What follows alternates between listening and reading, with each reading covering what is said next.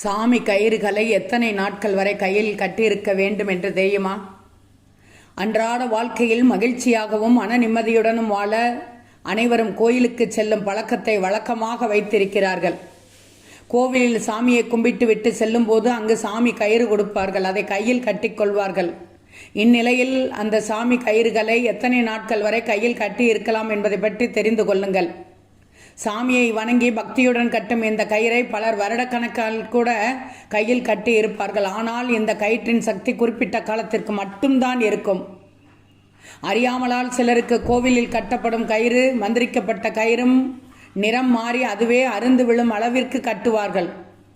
மேலும் இந்த கயிற்றில் கோயிலில் பெறப்படும் கயிறாக இருந்தாலும் சரி, மந்திரிக்கப்பட்ட கயிறாக இருந்தாலும் சரி, இந்த கயிறு சக்தி 21 நாட்களுக்கு மட்டுமே இருக்கும் என்பது குறிப்பிடத்தக்கது.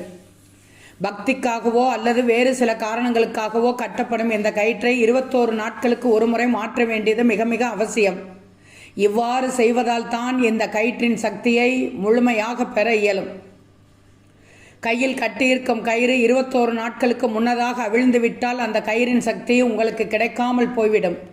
அவிழ்ந்து கீழே விழுந்த கயிற்றை எடுத்து மீண்டும் கட்டவே கூடாது. மேலும் பெண்கள் இடது கையிலும் ஆண்கள் வலது கையிலும் கயிறு கட்ட வேண்டும்.